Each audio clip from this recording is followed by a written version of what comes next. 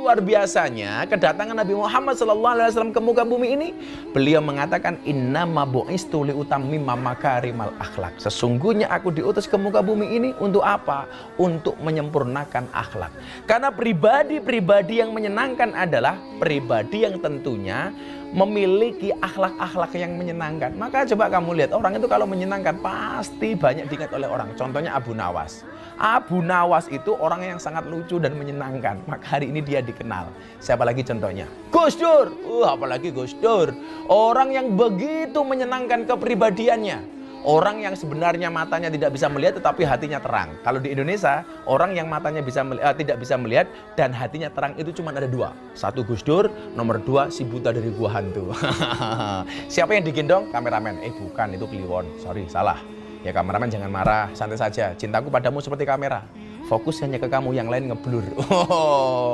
Makanya kemudian kenapa Gus Miftah itu kalau dakwah bisa diterima di klub malam, di lokalisasi dan lain sebagainya bersama anak-anak puskesmas, apa itu? Pusat kesenangan mas-mas. Kenapa? Karena saya selalu menampilkan dakwah yang menyenangkan. Saya selalu mengatakan begini, kalian tahu nggak orang yang datang ke klub malam itu biasanya orang susah apa orang senang? Jawabannya sederhana, pasti orang susah. Kenapa mereka datang ke klub malam? Untuk mencari senang. Maka namanya dunia hiburan malam. Karena mereka mencari kesenangan di situ. Kenapa mereka mencari kesenangan di tempat hiburan malam? Karena mereka tidak pernah menemukan kesenangan di tempat pengajian. Maka mereka lari ke klub malam. Maka kenapa kemudian konsep dakwah Gus Miftah dibuat menyenangkan? Supaya apa? Supaya orang seneng ngaji. Jangan sampai agama dianggap beban. Contoh beginilah. Bagaimana menyenangkannya sahabat-sahabat Rasulullah Muhammad SAW. Bergambaran begitu luar biasa dari Kanjeng Nabi. Kanjeng Nabi itu punya sahabat namanya Nuaiman. Nuaiman ini kurang ajarnya pol. Jadi kalau bahasa orang Jawa barangkali belingnya raka-rukaruan.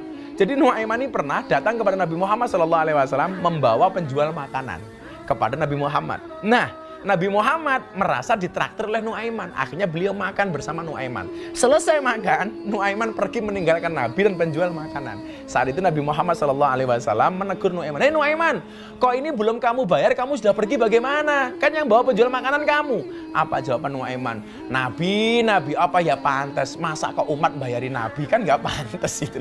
Akhirnya Kanjeng Nabi Muhammad yang bayar makanan yang dimakan oleh Nuaiman.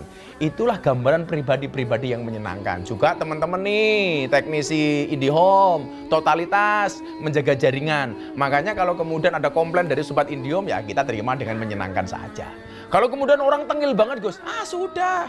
Tapi kita dicari-cari kesalahan terus Gus, santai saja. Ketika ada orang membicarakan kekuranganmu, tersenyumlah. Kenapa? Karena kekuranganmu saja diperhatikan, apalagi kelebihanmu. Jadi saya pikir pribadi-pribadi yang menyenangkan yang pada akhirnya akan dikenang oleh banyak orang. Dia akan mempunyai banyak sahabat, dia akan mempunyai banyak umat, dia akan mempunyai banyak pengikut. Jelas, jadilah pribadi yang menyenangkan. Salah satunya apa? Menampakkan kepribadian yang menyenangkan tentunya dengan senyuman yang menghiasi bibirmu. Ingat, tabassamu kafi waji akhika sodaqoh. Senyummu atas saudaramu adalah sedekah. Maka tersenyumlah.